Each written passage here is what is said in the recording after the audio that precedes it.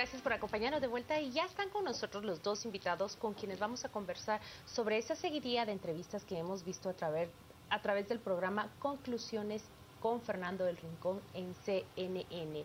Irma Alicia Velázquez Nimatug y Haroldo Chetemul nos acompañan como comunicólogos, como analistas, para extraer lo más importante, lo más llamativo, lo más interesante, a lo mejor los silencios que han habido a lo largo de esta semana con tres entrevistas fundamentales. La primera la abre Manuel Valdizón, quien dice que siga la CICIG, pero sin el comisionado Iván Velázquez. La segunda, Martín Rodríguez, director de Nómada, periodista, quien llega y coloca los puntos sobre las is y señala cuáles son las falsedades que Manuel Valdizón ha dicho de cara a esta cadena que tiene una cobertura latinoamericana. Hace una hora vimos al comisionado Iván Velázquez hablar con el mismo periodista y él respondía a cada una de las aseveraciones que hizo Manuel Valdizón. Y sin más introducción, ¿cuáles son las primeras impresiones que ustedes han tenido ya de las tres entrevistas en un mismo paquete? Irma Alicia. Bueno, muchas gracias por la invitación. Realmente creo que es una oportunidad para poder decir que este tipo de análisis debió haberse realizado desde el principio.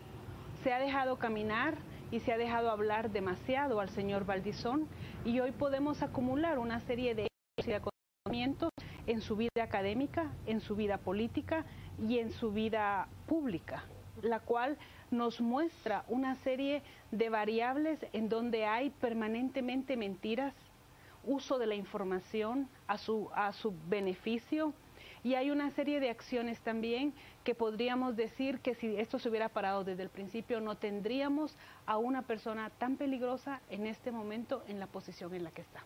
Ahora, pero Marisa, cuando revisamos, justamente una de las cosas que más se queja Manuel Valdizón es que se le ha sobreinvestigado, se le ha evaluado, que cada palabra que dice, cada acción que hace, estamos muchos de los medios encima de él. Es la razón por la que no va a entrevistas. De hecho, se tiene que hacer este análisis ahora con una entrevista en el extranjero porque no viene a la mayoría de los medios, va a un par de medios a dar algunas entrevistas. Entonces, es también esa decisión de él de enconcharse, de aislarse del resto de la opinión pública, Alicia. Yo creo que esta es una estrategia que él usa. Claro. Es una estrategia de él y del equipo que está con él, ¿no?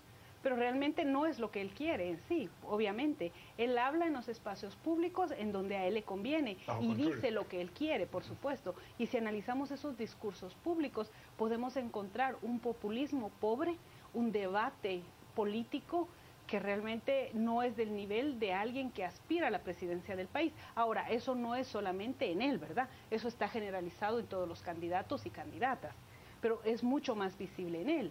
Y podemos ver también la utilización de cifras, de datos, de hechos, de acontecimientos. Pero quisiera referirme a algo que es muy importante.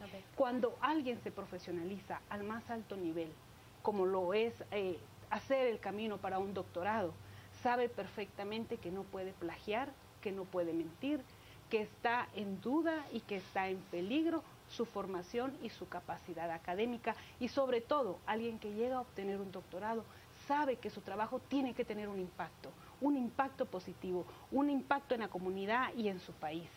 Vamos a preguntarle rápidamente a Haroldo esos tres mensajes, esas tres entrevistas como periodista con una larga trayectoria en salas de redacción y en medios de comunicación en Guatemala. ¿Cómo interpretas la primera, la segunda y la tercera entrevista?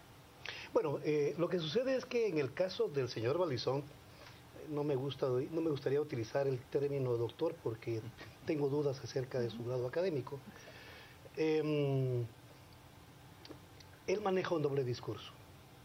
Indudablemente lo que vimos en CNN fue el doble discurso de Valdizón, la víctima, ¿verdad?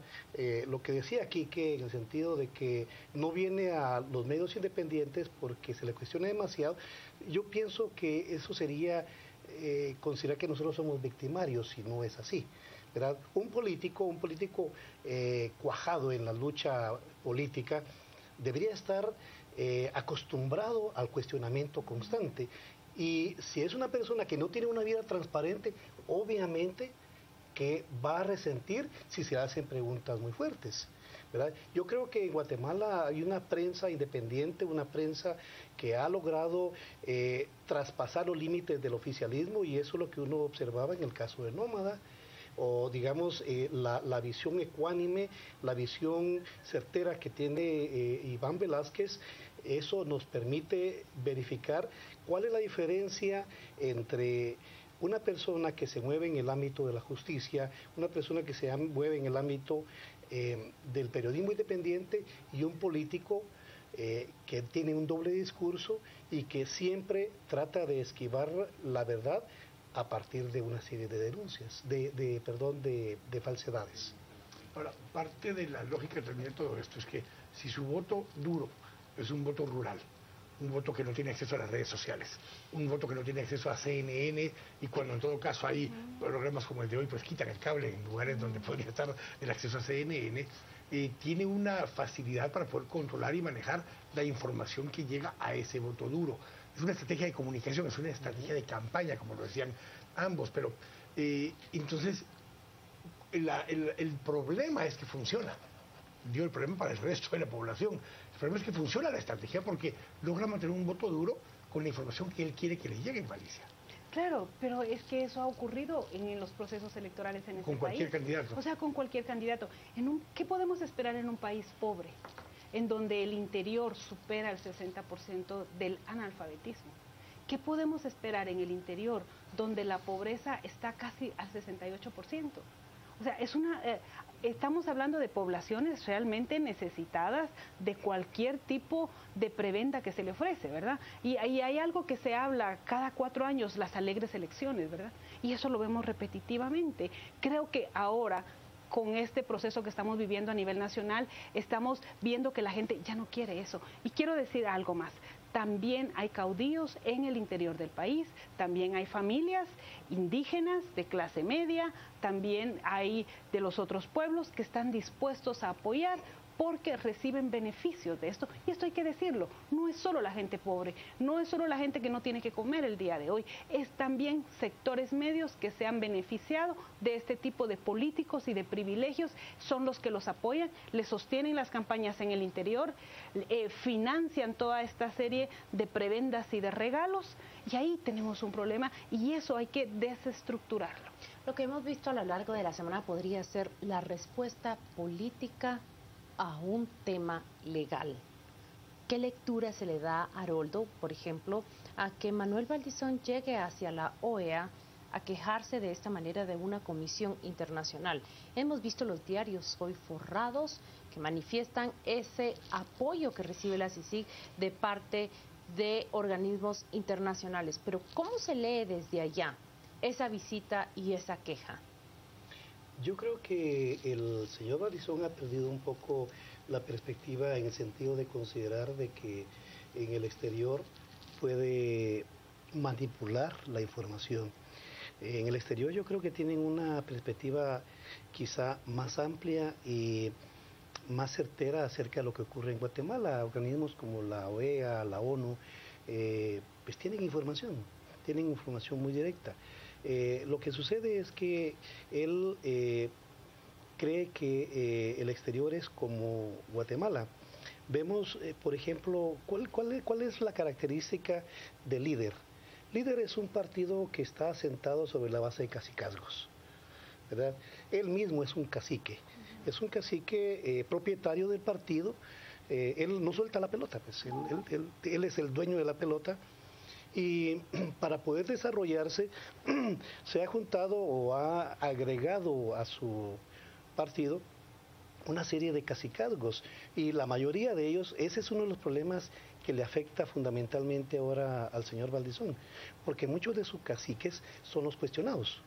¿Y por qué son cuestionados? Son cuestionados porque sencillamente la práctica política que siempre han desarrollado y que para ellos es normal, ahora la estamos viendo como un perfil de corrupción. O sea, tenemos otra perspectiva de qué es la política, qué es la transparencia y qué es la corrupción. En cambio, él siente amenazado su territorio porque todo su andamiaje político está sobre la base de la corrupción. Los actos que hemos visto a lo largo de la semana son entonces Él se siente amenazado, así debemos Exacto, de y verlo. por lo tanto él está pegando el grito ante el exterior, miren cómo me están atacando, pero en realidad no es un ataque contra el partido líder, no es un ataque contra la clase política en general. Si vemos el caso, por ejemplo, de los hermanos Barquín y del señor Martínez Loaiza, no es contra el líder, era una investigación anterior del partido Gana. De hecho, era la alianza Unegana en ese momento. Sí, Unegana. Y lo que sucede es que ahorita lo está tocando porque él incorporó a esa gente a su partido. Pero profundicemos en esa misma línea. Mirza Arriaga, electa por la UNE. Luis Chávez, electo por la UNE. Así es. O sea, eran candidatos que fueron electos por otros partidos, pero que buscando esos cacicazgos de los que hablaba Salvador, los atraen. Hoy el caso de Jorge Rizzo, porque es una estructura similar, pero en este caso del Partido Patriota. O sea, esas estructuras que están mostradas en el informe de la CICIG, donde habla de la estructura esta de corrupción, son esos líderes locales, alcaldes, que por medio de diputados distritales generan estas estructuras, facilitan recursos, muchas veces provenientes de actos o de corrupción o de actos ilícitos en el sentido de crimen organizado, y eso es lo que está financiando las campañas. Entonces, cuando se está atacando estas estructuras, va a tocar a los partidos que tienen a esos diputados. Es casi como darle vuelta a la tómbola que tienen en el Congreso y si sacamos un numerito, pues la mayoría van a salir del líder ahora, porque la mayoría están en líder en este momento. Eso es lo que estamos viendo reflejado en Malicia. Por supuesto, pero hay algo más. Valdizón tiene el síndrome del Salvador. Él se siente un Salvador. Él asume el rol de que va a ser el Salvador. Y véanlo en las fotografías. Por ejemplo, 10 años recorriendo el país. Y sale abrazando a indígenas de diferentes regiones. Salen hermanos, hermanas garífonas. Salen de regiones sumamente pobres como Nahualá. Y salen de... Uno puede darse cuenta entonces el papel en el que él se pone. Solo el pueblo salva al pueblo, utilizando refranes, eslogans relacionados a un momento pasado de Guatemala, en el cual la gente asumía eso como la posibilidad de cambio del Estado. A él también lo asume. Cada una de las propuestas que salen de la sociedad civil, él las toma, las convierte y las hace suyas. Acuérdense cómo le decían en el Congreso antes a Valdizón, el diputado copy and paste. Porque era eso, copiaba y pegaba y sometía a una serie de leyes. O sea, vemos una persona egocéntrica totalmente y esto es peligroso. Hay muchos casos de estos en América Latina. Roberto, estás viendo estas elecciones en el año 2015 y quisiera hacerte una pregunta. ¿Encuentras una comparación, encuentras una referencia comparativa con las elecciones, por lo menos desde la democracia, desde el 85 hacia acá? No, este es un proceso totalmente atípico, es un proceso extraño para el andamiaje político del país, porque las anteriores elecciones, si bien se han desarrollado sobre las mismas estructuras políticas, no habíamos llegado al nivel de corrupción que existe en la actualidad. Pero tenemos que introducir un elemento extraño en este proceso electoral. Extraño en el sentido de que anteriormente no habíamos visualizado la justicia como un elemento, un actor fundamental que modifica la coyuntura política. Y la CICIG y el Ministerio Público han introducido ese elemento en el cual nos han hecho ver a los guatemaltecos que hay algo extraño en el comportamiento de los políticos que no podemos aceptar. Y aquí quiero hacer una pregunta en segunda parte, Irmalicia. ¿Hasta qué punto crees que va a modificar el presente proceso electoral esta cruzada que han emprendido el Ministerio Público y CICIG? Miren, yo creo que esto es irreversible. Yo quiero verlo así. Creo que muchas personas, hombres y mujeres de este país que trabajan todos los días, que están cansados de la corrupción, que ya no quieren seguir haciendo cola para conseguir una cama en un hospital, que no, veamos las cárceles, está la gente más pobre en las cárceles. Ustedes en el programa anterior estaban mostrando esas debilidades profundas del sistema de justicia. Esto es irreversible. Creo que hemos llegado a un nivel de conciencia que no es una conciencia comprada, sino es una conciencia que se ha ido construyendo y desarrollando, y quiero pensar que junto a las nuevas generaciones vamos a tener la posibilidad de construir otro país. Dos preguntas distintas para ambos, la misma pregunta a los dos. La pregunta que le hizo Fernando del Rincón a Iván Velázquez Gómez. Él fue muy cauto en su respuesta. Sí. Es la CICIG la que hizo la diferencia en este momento y en esta etapa de Guatemala. Yo diría sí y no. Sí, porque fue el motor. Digamos, fue el elemento que detonó la conciencia ciudadana. Pero yo creo que los guatemaltecos, y lo asumo así porque yo he sido uno de los que he participado en las manifestaciones de los días sábados, ha demostrado que los guatemaltecos podemos manifestar con una conciencia política y también con una madurez pacífica, ¿verdad? Ya no estamos hablando de las manifestaciones aquellas de los bochinches, sino estamos hablando del ciudadano que en forma correcta manifiesta, que incluso se lleva su basura. Y que con su sola presencia quiere manifestar que aquí está. Yo le quería hacer la misma pregunta de Malicia. ¿Es la CICIG? Porque, de verdad, el comisionado la eludió por completo y no quiso responder de frente, pero como guatemaltecos nosotros tenemos que poder reconocer que es la CICIG la que vino a hacer ese chispazo que hizo la diferencia. Bueno, yo creo que la CICIG es un actor fundamental y vemos el trabajo que ha hecho el comisionado Iván Velázquez. Ha sido realmente de muy alto nivel técnico. No ha sido una persona que ha buscado que la comisión gire alrededor de él. Ha tratado de mostrar todo trabajo, que todo se ha realizado como un trabajo en equipo, pero también ha sido como un ejemplo, diciéndole a la gente, este es su país, vean cómo tienen a su país, tienen que cambiar su país. Pero perdón, y esa era la última, perdón, Claudia, porque esa era justamente el seguimiento. Iván Velázquez Gómez, sentado acá, con nosotros el domingo pasado, en el cierre del programa, hizo ese comentario. Dijo, podemos seguir metiendo a gente presa, y todos los malos, o muchos malos, pueden estar en la cárcel. Pero si no hay otras personas que empiecen a ocupar esos espacios, esto no va a cambiar. Van a cambiar los nombres de las personas, pero no va a cambiar porque el mismo estilo de gente va a llegar a ocupar esos espacios. Entonces hizo un llamado a la ciudadanía. No solo que nos reclamemos y nos quejemos, a que actuemos y hagamos una ciudadanía diferente.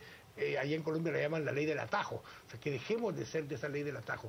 Eso implica que como ciudadanos dejemos de ser partícipes de esto que estamos viendo. Por supuesto, y quiero poner un ejemplo claro en la SAT. ¿Quiénes están llenando esos espacios de quienes se fueron? O sea, solo veamos el IX, ¿quiénes están llenando esos espacios de toda esta mafia que fue tomada? Y así podemos ir viendo, ¿no? Los espacios por supuesto. Que se quedan vacíos en los partidos políticos prácticamente. ¿Cómo creamos otros partidos políticos que no giren alrededor de una persona? Que sean equipos de trabajo, que estén los mejores hombres y mujeres de este país. Esos son los hombres y mujeres guatemaltecos que queremos en esos partidos políticos. También quisiera aprovechar y añadir a la pregunta de Quique Godoy la presencia y la actuación de la fiscal general Thelma Aldana, que para muchos y que se debe admitir públicamente la equivocación que tuvimos muchos al interpretarla de una manera, pero que sus actos a lo largo de estos meses nos han demostrado cuán equivocados estábamos. Juan Luis Font ha firmado una columna que dice felizmente equivocado, y qué bueno cuando uno se equivoca de esa manera. Igual también yo quisiera que estar equivocado en el caso de la Corte Suprema de Justicia, porque siempre hemos cuestionado la forma en que tanto los magistrados de la Corte de Constitucionalidad, de Apelaciones y del Ministerio Público fueron electos. Pero esperemos que tengan una actitud digna y honesta frente a esta serie de hechos que están cambiando la faz de Guatemala. Yo también comparto el criterio de que Iván Velázquez, el jefe de la CICIG, ha sido fundamental y qué bueno que está con nosotros. Pero pienso que los guatemaltecos también tenemos mucho camino por delante. Toda esta serie de investigaciones y de revelaciones no va a significar que por arte y magia la corrupción se vaya.